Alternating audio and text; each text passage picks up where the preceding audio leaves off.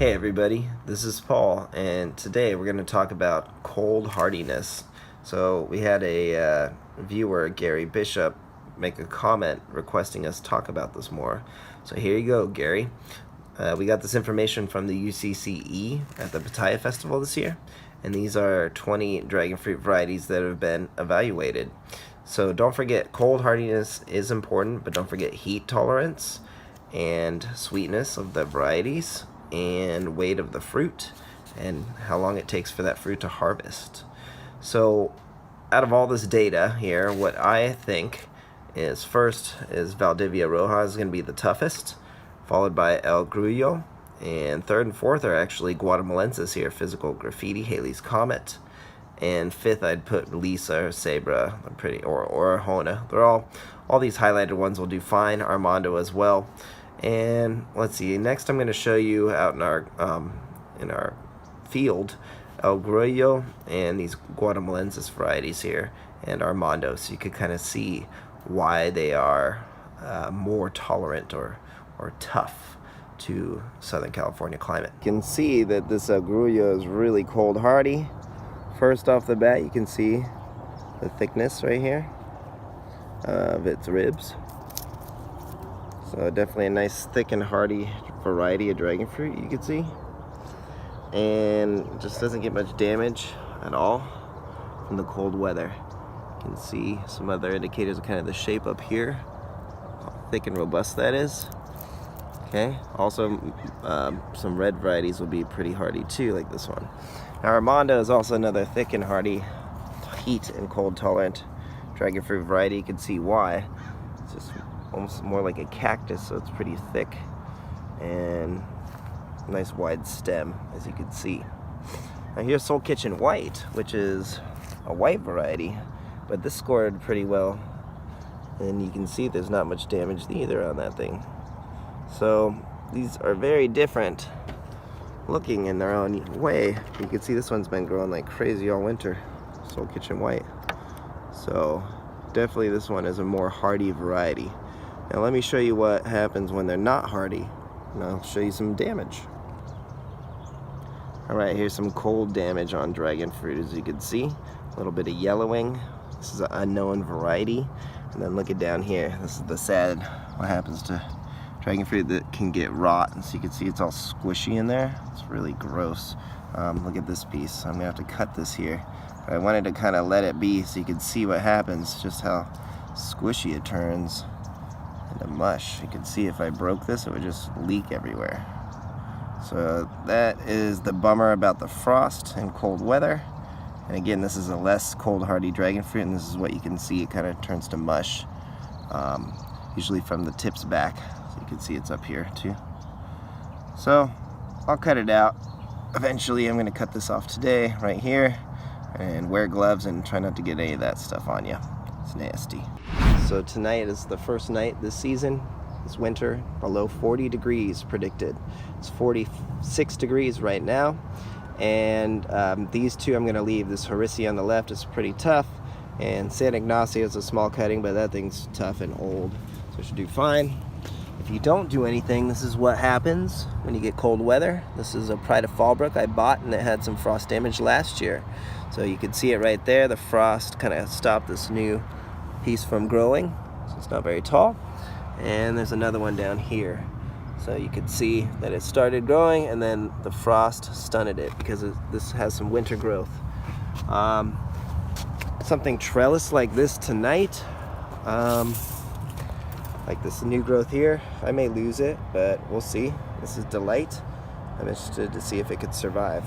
But I don't want to cover everything. I can't. I don't have the time, nor the tarps. And so what I can do are any new cuttings here, you could see certain ones I could probably leave out, like this Neon is thick. It's olive kind of sugar dragon style, thick skin, similar to, I believe this is Mr. Woo. Yep. Both of those have that olive green kind of thick. These would probably maybe get a little damage, but they'll probably be fine. But something thinner like this Connie Mare would definitely probably suffer some damage.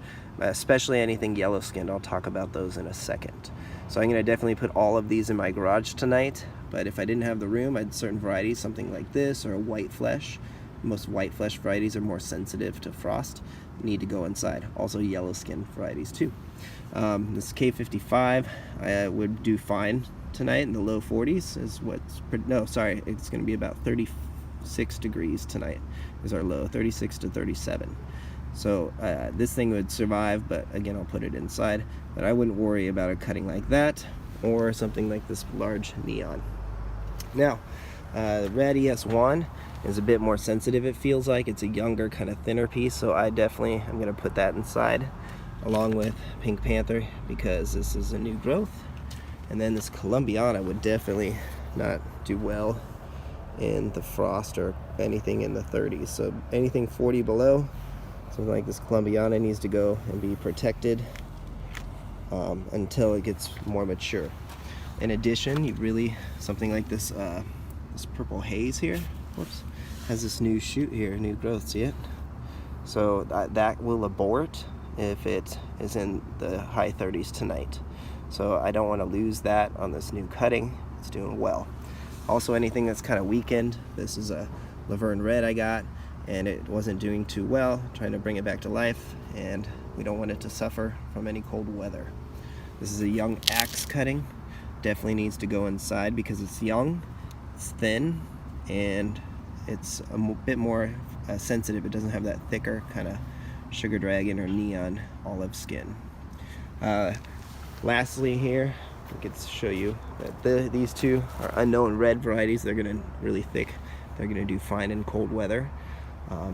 But since I can't bring in this giant yellow Pelora seedling, it's a Megalanthus yellow skin. It's really long, but it has some new growth here finally. Very excited to finally see that, and it's in the middle of December. So I want to protect it. I'm going to do what I've shown you already on our channel, is where I cover it with a tarp and basically put a bunch of Christmas lights. Ooh, I got stuck. Christmas lights wrapped around under here. And so I'm just going to cover this with a large tarp and then put Christmas lights to protect that Frankie's Red, this large Bruni, and then a graft I have. So I think you need about an 8-foot tarp or so is what I'd recommend. At least a 6x8 is what I'm using. And again, Christmas lights, not the style that are LED. You're going to want to try to get the older style if you can, because they emit a bit more heat. So anyways, I hope this helps, but that's what I'm going to do because we're going to get about to a low of 36, I think. So this is a tarp and some Christmas lamp lights. Not LED, but they don't get very hot. They're glass, the mini ones. And what I like to do is I do this on our rare palm trees as well, and I put a tarp over the plant and put Christmas lights under the tarp. So let's see here. You can see I have just a nice big piece of bamboo, and I'm protecting this yellow Pelora seedling, Megalanthus. They are especially sensitive to cold weather. So if we get to like 35, or it's predicted, I'm going to do this to protect this plant, and Frankie's Red as well. So all you need are a few strings of Christmas lights. That, again, they don't get too hot, but they produce a bit of warmth. It feels nice and warm under here.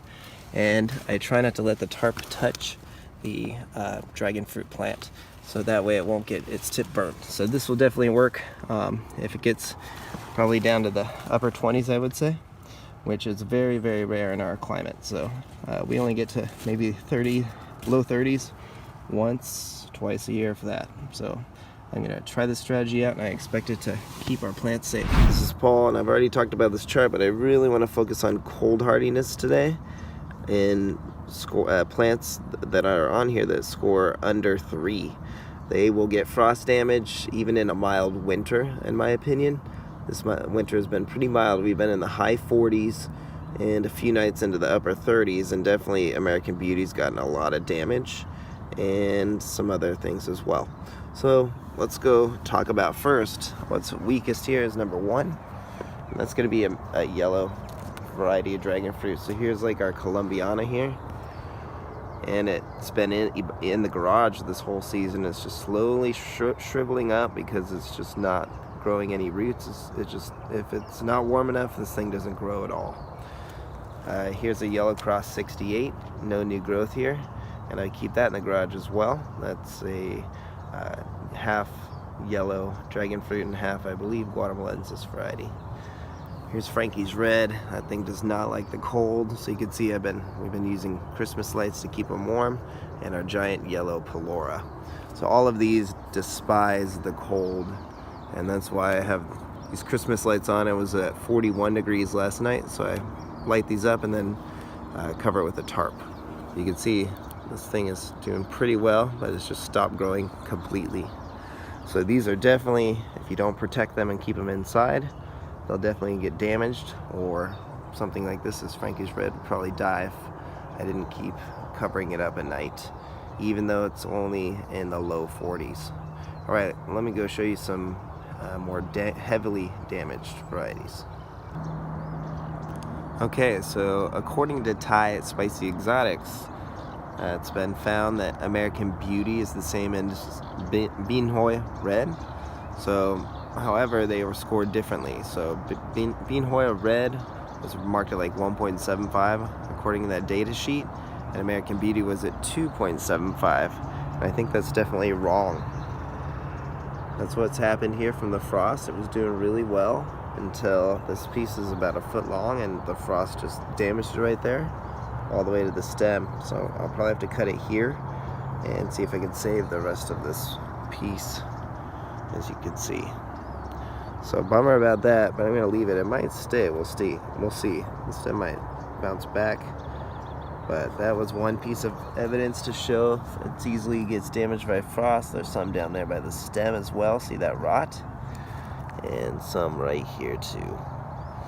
So that is all frost damage right there. This is gonna come back. I could probably cut it off, but I'm just gonna wait a bit until it warms up, or if it continues to spread. It hasn't really spread much at all. However, this is another American Beauty, and you can see that's just got damage. It's all rotted right at the stem. So I think this whole piece is gonna not survive, but the piece above it may. So I would definitely say American Beauty is really the most sensitive to cold out of all of our varieties so far. All right, now compare that to Cinnaspinas here, right next to it, the same microclimate, and it's doing much better. The only frost damage it had was right here, and that's on a really small new growth. You can see I probably should have pruned it back, and that thing was growing all winter. So it'll probably fall off like right about here and continue to grow. Other than that, there's no damage at all on Cinnaspinas. A bit of rust, as you can see right there, those spots there. That's rust. You could treat it with copper fungicide or do nothing. Most people don't. A lot of growers leave it alone. But Cinnaspinas is definitely much more cold hardy, in my opinion, and this cutting's only about 8 months old. So definitely, if you compare American Beauty to Cinnaspinas, you can see clearly a difference in the tolerance of a light, cold frost. All right, let's see what else we can find. Also, not on the paper for evaluation is Condor. And Condor, you can see here, definitely this younger new growth was frost damaged by the frost. And this one that's grew kind of all summer did a lot better. So once it kind of has a chance to thicken up, Condor is definitely more frost hardy than the other varieties I've shown you by far. I'd probably rank it, if I had to guess, like maybe a low 3 for Condor. Also, there's Red Hiana. Let me go show you that damage as well. Okay, so with Red Hiana, I actually cut out the first bit of frost damage, and it was really, really thick. And so now it's kind of growing back. It's got some more here. See, it's a different type of structure of this plant. So the rot is definitely just blacker, but it's definitely squishy. So I'm gonna leave that right there because I cut it out and you can see it's still kind of growing. It's just been really, really cold. And so this one does not tolerate the frost either. And this is red Hiana, or some people said red Jaina. So that one definitely does not like frost. But then you compare it to a different Paul Thompson, like seedling, like Dark Star. Look at this thing. Or I think it's a Paul Thompson, I can't remember offhand. But either way, there's zero frost damage at all. I mean, it's still growing. If you look carefully, it's got some winter growth here, right there. See it? So I tipped this about a month ago in the middle of the winter just to see what would happen. We have some new growth there. And zero frost damage. It seems really, really happy. So there's a couple others that are grown in the winter. Let's go show you them really quickly and talk about their cold hardiness. Okay, I also should note that Pride of Fallbrook has some frost damage right there. It's the only spot on the plant, which I thought was pretty interesting. So I'll probably just cut that off and it should be fine. Now, I find it interesting that Halley's Comet has all this crazy winter growth here. It definitely does really well during light frost. So Halley's Comet just keeps growing and growing even during the cold weather. And I would say it's an excellent plant for using as rootstock for grafting as well. So Halley's Comet definitely scores higher, so does Delight. You can see here, sorry, Delight. It's a lot of new growth as well. But it did stop right there on the tip, see it? That's what happened right at the last frost. So there's 20, the chart that I showed you, let me grab it again. It definitely is helpful, you know, but there's so many other varieties and they're also unique, or many of them are unique. So cold hardiness is definitely something I'm checking, but I'm keeping most of my new young cuttings in the garage just to be safe. But you can clearly see there's a lot of variation for cold hardiness and frost tolerance in dragon fruit. Hey, what's up everybody? Let's talk about some ways we can protect our dragon fruit cuttings and plants from frost or cold weather. Now you can see I live in Southern California, and in our unheated greenhouse I have many rooted cuttings and grafts over here that are doing great. Now some still have growth, some kind of act more dormant, like succulents I guess you could say, and don't really do much other than root. But it really depends on heat and the temperature in here.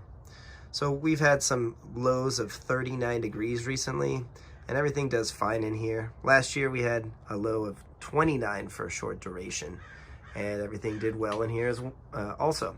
So you can see I kind of fill it to the gills with tropicals and things like that. And you can see over here, this is where I keep my more sensitive, unrooted cuttings, Selenocereus hybrids, seedlings, and some new grafts. And notice that I keep the soil much more dry over here. So the key is, if you're gonna have cuttings and try to root them in Southern California's winter, is keep them indoors. When it gets cold, I'd say below 40 degrees. And you could use a garage, your house, a shed. Just keep them safe from the colder temperature, especially if it's a cold, dry, wet wind. So if you overwater them, you will likely rot the cuttings or get rust. So definitely treat them differently during this cold months in Southern California. And if you want to know, I water the seedlings pretty much as normal, and everything else I usually water the flesh once a week, maybe twice a week, depending on how warm it gets here in the daytime. So again, that is part of my strategy. Let's go outside now and talk about some bigger plants that I cannot move. So as you can see, I can't move these mature plants, and I'm probably not going to be able to protect them from cold weather, and that's okay. Mature rooted plants, they tend to do fine down to 33 degrees. Now there is differences in varieties, like Paul Thompson seedlings and things like that, I would say do fine till about 33 degrees in Southern California. Then they start to get a bit of damage. But Solanacereus, like Yellow-Skin Pelora or a Megalanthus or Solanacereus varieties, they start to get a bit of damage at about 39 degrees Fahrenheit. So you may want to give them some protection. I'll show you how to do that coming up. But what you want to do also is water them much less. I've turned off the irrigation. I let the rain water these plants, and they do fine. And if there is going to be some really cold weather, like say a cold Santa Ana, what I do is I water the soil really well before that cold snap. That will help by a few more degrees for your plants. And I know it sounds kind of strange, but that's what Paul Thompson recommends in his book. And let me go show you some more things that he recommends in his book about cold weather and dragon fruit. So as you can see, I like to place some of my favorite varieties in a spot in the yard where they're going to get the first sunlight in the morning and some protection in the afternoon. So that also helps with things like this Assunta 4 here in cold weather, because it's going to warm up really quickly, so it shouldn't get damaged from a cold snap. Now here's what I learned from Paul Thompson's book Pitaya on this topic. And you can see he writes how Hass avocados are a good guide for growing dragon fruit. And he describes that cold, dry wind versus the cold, wet wind. In addition, he describes the frost damage as really similar to sunburn, but the core will get destroyed and that rot will set in and the plant will have to be cut out. Now, different varieties do need different protection. You can see I have a Hass avocado here, and it's protecting our Maui Dragon variety. Now, this plant got damaged from too much sun last year, so I wasted a whole season, had to cut out the rot, and then now it's getting this protection from the afternoon sunlight in the summer. It's also getting that nice warm sunlight in the mornings and some protection from the wind as well. So I have it right next to a Hass avocado, and it seems to be doing much better this season. So let's go talk about some things I do to protect my yellow Pelora and my yellow skin varieties. So here is my giant yellow Pelora. It's a Solanacereus Megalanthus variety of dragon fruit, and it's doing great. Now hopefully you saw our video last season where this plant, I covered it a few times with a tarp and incandescent Christmas lights that I lit up, and I did that whenever the weather got below 39 degrees Fahrenheit. I had to do it about 4 or 5 times last year, and this plant had 0 damage, which is awesome. So that's gonna be my strategy again this season. I'm gonna do the same thing. But as you can see here, this lovely variety I grow in the soil. It's not grafted, and it is a bit of a slow grower in the past year or so that I've had it. So hopefully next season it's gonna pick up its growth, but you can see it's growing right now, and it has 0 damage so far. So if it gets below 39 degrees, I'm gonna cover it with that tarp and use those Christmas lights. All right, let's go show you some damage from last season's frost. So here it is. This is what happens to some Nicaraguan varieties especially. This is Cebra, or Cebra some people call it. But Lisa, Cebra, they're very similar, and this is what happens to their stem. Especially even if they're happy plants, it just kind of, they've split open and exposed the core. And in the past with Lisa, I cut it up and had to reroot them all, but I left the Cebra. And I'm glad I did, because I've seen some really mature Lisa plants and they do fine. They recover from this. They kind of weep and eventually heal. The wound will heal in time. So that is something that you can be concerned with. Some people fill it with even like roofing tar, but I've seen some old school growers and some old mature plants like this, and they were fine. They did well, they produced well, so I'm just gonna leave this alone and only be concerned if there's a lack of new growth or the plant thins out. In other words, it should stay plump. So that can happen from cold weather in Southern California. All right, let me go show you one more mature plant and how quick they can recover from damage. So here's Dark Star, and you can see it's had a wonderful season of growth. It's going to produce some fruit next year, but it actually had some severe damage this past winter here on one of my grafts that I left out in the cold. So you can see here's the graft, and it exposed the core, and I was going to remove it, but I decided to leave it alone, and it's bounced back luckily, and it grew a very, very long two-sided branch that continued to grow all season. Topped the trellis, believe it or not. Went straight up and folded over. So it's right here. And then became three-sided. So super cool. Look at how large this one branch is from that little graft, despite having the core exposed. So really amazing resiliency of these plants, and just because the core is exposed doesn't mean that it's going to be ruined. You just need to track the growth and make sure that the new growth is vigorous, and hopefully in time this will callus over more, but it's doing great, so I'm just going to let it be. So there you go. I hope this helps with some strategies and some of my experiences growing dragon fruit in Southern California, Zone 9B, and dealing with some cold weather. So give us a like and a subscribe. Have yourself a wonderful day, and thanks for watching.